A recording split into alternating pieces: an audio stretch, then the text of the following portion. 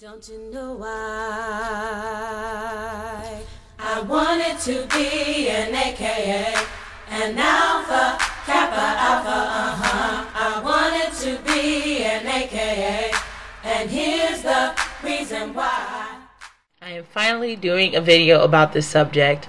Hello everyone, this is Simone56, finally setting it straight concerning my former membership in Alpha Kappa Alpha Sorority.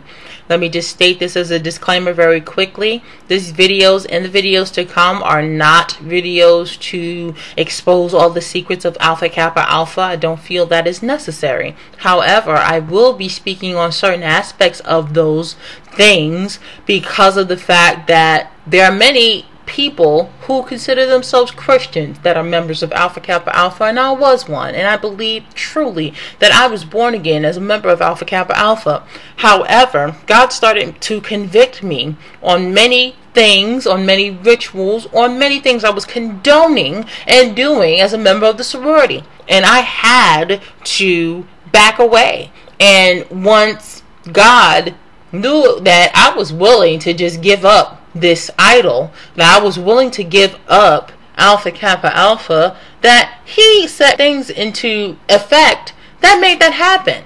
And I'm very grateful for that. Now, I'll tell you very honestly, it's not very easy to break the chains of a sorority or a fraternity. I know you guys are like, what in the world is Simone56 talking about? What is Alpha Kappa Alpha? What is this? And what does this have to do with the channel? Now, Alpha Kappa Alpha is a sorority that I joined back in 2002. The sorority has deep roots. It's over 100 years old. It was founded in 1908 in the campus of Howard University. It is considered one of 9 historically black Greek-lettered organizations. Alpha Kappa Alpha is part of that National Pan-Hellenic Council, which comprises of all of them. I believe Phi Alpha was founded in 1906. Then you have my sorority, founded in 1908. You have Delta Sigma Theta sorority, founded in 1913. You have Omega Psi Phi and Kappa Alpha Psi fraternities, both founded in 1911.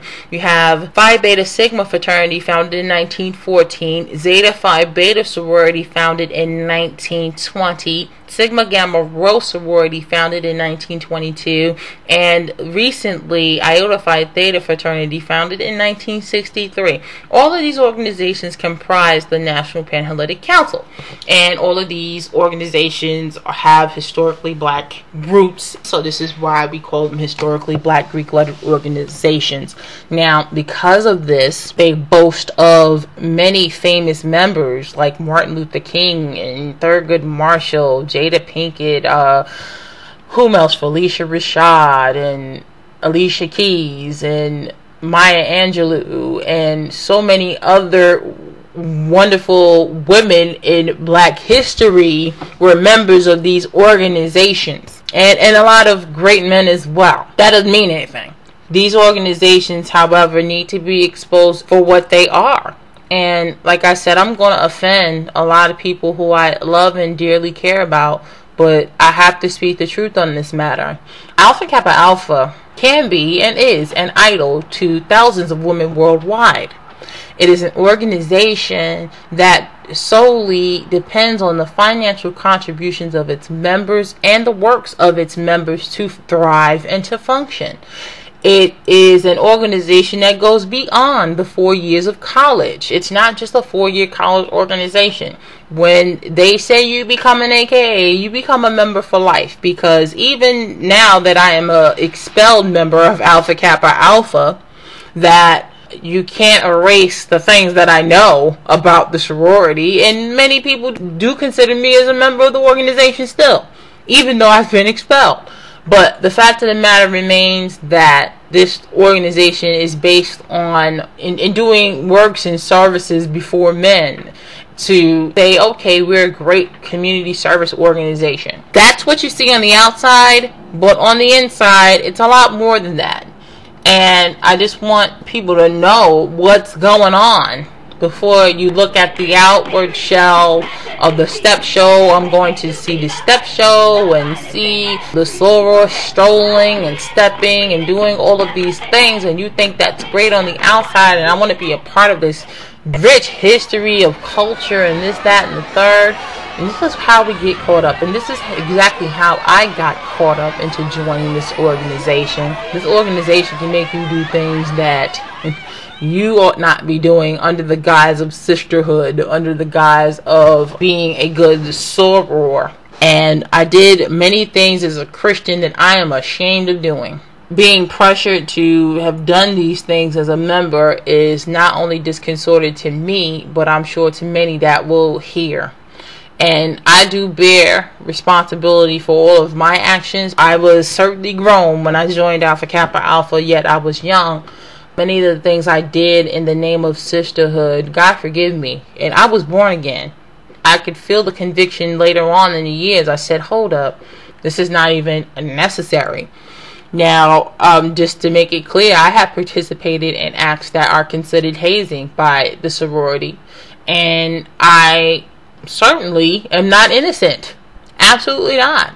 Because of the simple fact that this is the culture that this sorority breeds. It is a hypocritical culture that on one hand will promote non-hazing, and it on the outset looks like it's really, really tough on hazing, but on the underground, on the inside, dare I say that many people would actually know what's going on with their particular chapter or their particular campus.